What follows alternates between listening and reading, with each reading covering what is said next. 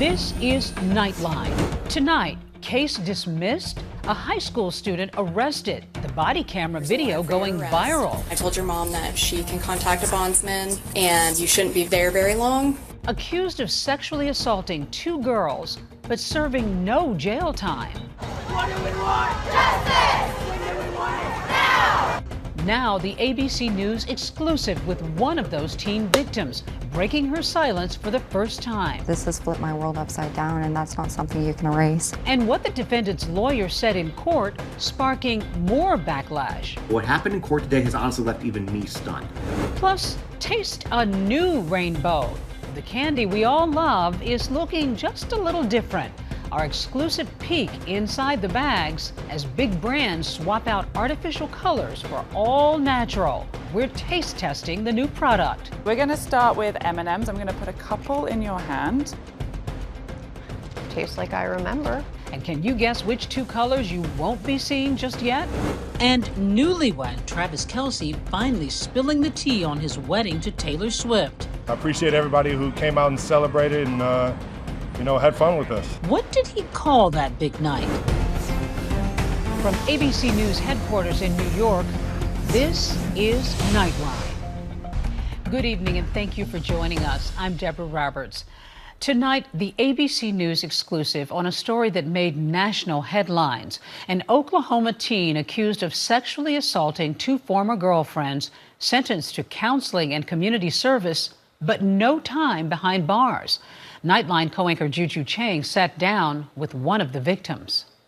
What made you want to step out of the shadows? There is a lot of media attention on this case now, but it's not very personalized, and I want to get it out there in the world so more people know and more people can protect their children and themselves. For years, Kate Sweeney sat in silence and shame about the intimate partner violence she says she experienced at just 16. She says she was repeatedly assaulted, violently and sexually, by her high school boyfriend, Jesse Butler, when he was also a teenager. This has flipped my world upside down, and that's not something you can erase. What do we want? Justice! When do we want it? Now! It's the story that grabbed national headlines last year after this video went viral. There's a warrant for your arrest. We're going to take you to the jail. I told your mom that she can contact a bondsman and you shouldn't be there very long. Police body camera footage showing Butler's arrest in Oklahoma, charged with 11 counts ranging from rape by instrumentation to sexual battery. Butler's mother often reassuring her son throughout the video. Stay strong, okay? Say your prayers. What is happening with this case is absolutely unreal. Kate Sweeney, now 18, says she's speaking out after fresh outrage when Butler's criminal case was dismissed in court last week. What happened in court today has honestly left even me stunned. A judge finding that he served out the terms of his sentence, which included 0 jail time. He won't have to register as a sex offender, and his lawyers say they will file to get his criminal record expunged. There's that phrase, the punishment fits the crime. Do you feel like the punishment fit the crime? Absolutely not. How come? There was no punishment. Kate and Jesse started dating in the spring of 2024 after meeting in biology class at Stillwater High School. We sat next to each other. We worked on group projects a lot. I thought he was friendly. I had never had a boyfriend before, never had any experience. And what was it like when you first started dating? At first I was excited. Really, who wouldn't be? It's like what you look forward to whenever you're growing up, and at first I thought he was just a normal boy. Kate says Jesse did what boyfriends do, buying presents and flowers, taking her on nice dates. He would come over and pick me up, and we'd go out to eat, or we'd go to his house, or go to church sometimes with my family. And so he was, as far as you were concerned, a nice Christian boy? Yes. But as their relationship progressed, she says things changed. According to an affidavit, Kate told police that Butler was physically and mentally abusive and had sexually assaulted her on numerous occasions. Did you try to break things off? I now can see that there was a pattern there, but at the time that's not how I saw it. I thought that my actions were what was causing his actions. You blamed yourself? Yeah. I thought if I did things just better, or if I did this instead of that, that it wouldn't happen. he had convinced me that I was disgusting, and so really I thought it was him or no one. I was just so manipulated, and I didn't know how to leave. Then in August, she says something happened that caused her to fear for her life. He was trying to initiate sexual acts, and I didn't want any part of that. And he was upset about that, and he came up behind me and put me into a chokehold and caused me to pass out. Kate says she regained consciousness and moved to a bed where she says he choked her again and said he wanted to film it this time. He got on top of me and put his hands around me like this and stated that he wanted to watch me pass out. And that scared me a lot more because I knew if I was in a chokehold, if I passed out, like it'd be dead weight. And I didn't think he'd be able to keep holding on. But if I passed out on the bed, like he could have just kept holding on. He could have killed me. So I told him to just do it how he did it before and video it just in case if he did kill me, there's video. Police say they found a video on Butler's phone in which Butler can be seen strangling Kate until unconsciousness. Kate says she was too scared to say no. Did you consent to strangulation? No. Did you want to have sex with him? No. Did you want to be strangled? No.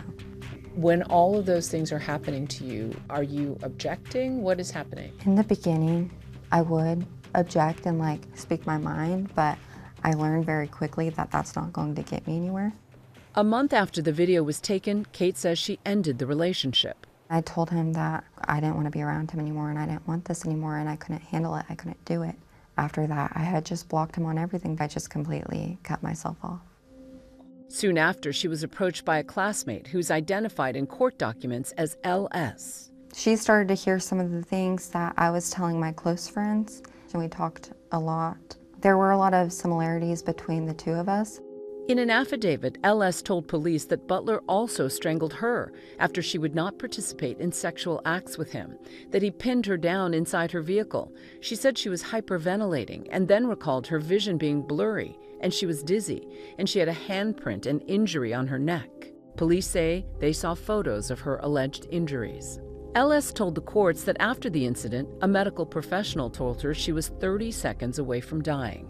Together, the two girls went to school officials, filing a police report with the high school's resource officer, or SRO, a Stillwater police detective stationed at the school. Then the SRO said that we would have to get our story straight because we would need to get a forensic interview and they would know if we were lying or not. It felt as if they didn't believe us and they didn't really care. In a civil lawsuit that was later filed, Kate's family said this made Kate scared to complete the forensic interview. What was the message broadly that you delivered to the school officials? What did you tell them? We told them a part of what had happened, like the big events, and really just that we were scared. We didn't want to be around him. We didn't want other people to be around him. We wanted something to happen because this isn't normal behavior. Kate says she remained in the same math class as Butler until a protective order was filed 2 weeks later. She ultimately decided to finish her studies online. In a statement, Stillwater Public Schools said, "We are unable to comment on an active litigation. The safety, security, and well-being of all students and staff remain our highest priority." Then, after a 6-month investigation, Butler was charged with 11 criminal counts, including rape by instrumentation and domestic assault and battery by strangulation, among other charges stemming from both girls' accusations.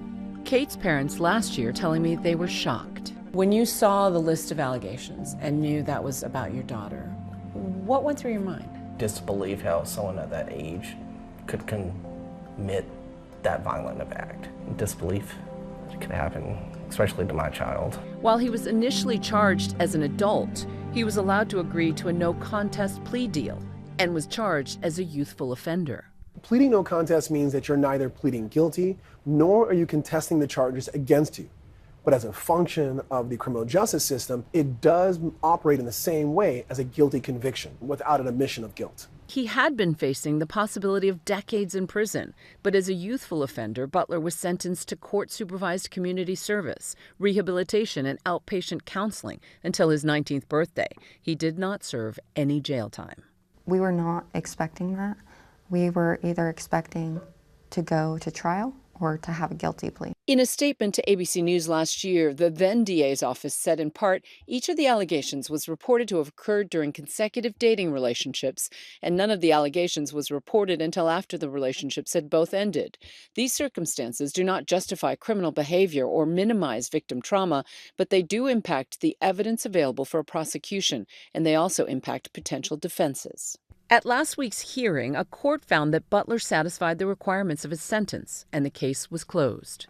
His attorney seemed to suggest that Jesse's innocent. Which I thought that was outrageous. If he really thought he was innocent, why would he take a plea deal? Why wouldn't we go to trial and prove that? Butler's attorney has yet to respond to ABC News' request for comment. But after the court hearing, the lawyer told the Oklahoman, "We maintained our innocence," and explained that we entered a plea to essentially engage in risk management in the case. The newly sworn-in DA issuing a scathing response to Butler's attorney, saying in a statement, "Nothing has made my blood boil more," and said that his office will be submitting this case to the appropriate federal agencies for prosecutorial review of this matter.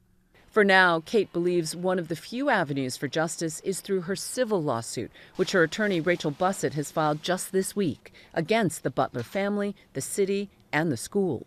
This is institutional betrayal at its core. They haven't taken care of Kate. They didn't take care of the other young woman, and frankly, they didn't take care of the other students as well. What are you hoping to gain out of these civil lawsuits? Obviously, the only thing you could really get is money compensation, but also we're hoping for change in the system, implementation, training on how things are done. In response to the lawsuit, Butler's mother said in a statement, "We are confident that the truth will come out through the course of the litigation and that the allegations made by the Sweeney family will ultimately be proven to be without merit."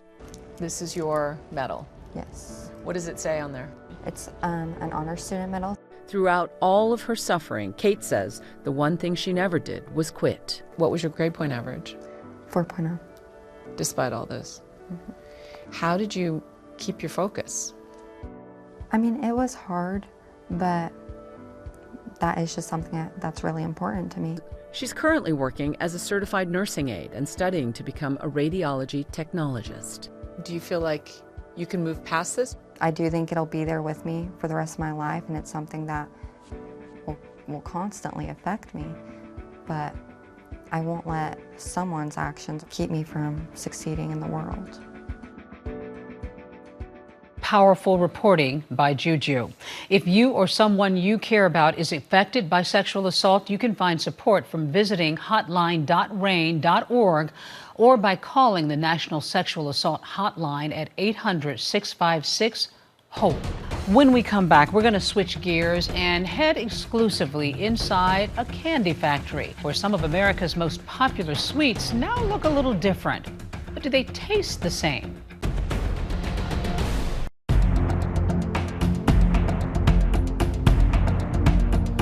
Welcome back. We're going to take you behind the scenes as candy gets a facelift, with 3 of America's favorite treats losing their artificial colors and going natural.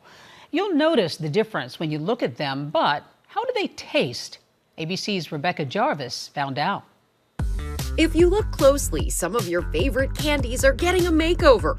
M&Ms, Skittles, and Starburst are now available without artificial food dyes. What is the biggest challenge of changing the colors? I think it's twofold. I think it's the vibrancy and I think it's the scale. Every factory needs to get it right every single time. Absolutely, we need to be consistent. Are they contagious? In iconic TV ads. Taste the rainbow. Skittles inviting you to taste the rainbow. Now the rainbow is made with colors found in nature, like beet juice for red, turmeric for yellow, and a combination of both, plus spirulina for green, as well as beta-carotene for orange and purple grapes. When you have colorful products, it is enticing. I think it's a part of marketing. I think it's a part of sales and what consumers initially wanted. And I think now we're changing. Obviously, some people like the idea that you're changing the ingredients. Very much so. But when they pick up an M&M, they want it to look and feel the same as it always has. We've actually talked to over 13,000 consumers in the past year about this conversation exactly. And the good news is they're really open to the tone, hue changing slightly. What they're absolutely not open to is the taste changing. Consumers now seeking out dye-free options of their favorites. I saw these little peanut butter and jelly bars, and I'm excited for them to try them. They do not have dye. We've actually been trying to stay away from food coloring for the past 2 years. Yep. No dyes. It's pretty good. A little skeptical, I was a willing participant in a blind taste test in Mars R&D kitchen. We're going to start with M&Ms. I'm going to put a couple in your hand. Tastes like I remember. Now we have sample 2. Sample number 2. Got them? It's tricky with the dots on. I will say, I cannot tell any difference between the two. And that is what our consumers said too. Can you walk us through the R&D process of how we got to this place? When did all of this start? Yeah, it's been a decades-long process. We're always looking at what consumers are saying, what the market is saying, what the legislation is saying. In terms of the R&D, we always start with our science. We have a team of individuals who are our color science team, and they started the work for us, and we then take that and scale. Even after decades of work, 2 colors have been harder to crack, brown and blue. Blue is the challenge. There aren't very many blue vegetables. We're using something called spirulina. That spirulina is a tricky thing to handle at scale. But I want to reassure everybody they're not going away. We will make sure they're coming back. How much of what you're doing with M&Ms translates to Skittles, for example, or other candy? So with M&Ms, they're chocolate-based. And then when we think about Skittles and Starburst and our gummies, they're very fruit-forward, so they have a lot more acid involved. And the colours that we're using are much more sensitive than the ones we use today. And so we really need to make sure that the acids, the tartness doesn't change the colour over time. At the Skittles factory in Waco, Texas, perfecting the purple color with purple grape proved to be the biggest challenge. We turn the ingredient into a liquid so that we can put it on the candy, and that liquid is much thicker because we have to use more of the non-FD&C color. And so that's been some of the biggest challenges. You can see that we have a variety of color intensity, and these were all made with the same formula. So the variability was coming from the process. So our research and development teams had to work in the factory to get the color to be very consistent. But Skittles fans, not to worry, they say they finally figured it out. Mars releasing these new versions as the FDA is working to phase out artificial food dyes and as more and more companies pledge to do it. I think a large part of the motivation from companies to remove these food dyes from their products is from the public. I think parents are trying to navigate away from these substances and identifying a colorful product as a product, not necessarily as a food. What an assignment. Thanks to Rebecca. We'll be right back. And finally, tonight's Nightlight. Travis Kelce finally breaking his silence on the most famous wedding of the summer. Wedding was the best night of my life. The Chiefs tight end and Taylor Swift's new husband saying it was amazing to spend the night with so many friends and loved ones. I appreciate everybody who came out and celebrated and, had fun with us. And at the iconic Madison Square Garden. It's kind of cool to be able to, live out my childhood dream of being in that venue and, the mecca of all sports venues, being able to get married in there. That's Nightline. You can watch all of our full episodes on Disney Plus and Hulu. We hope to see you right back here tomorrow at the same time. Thanks for staying up with us. Good night, America.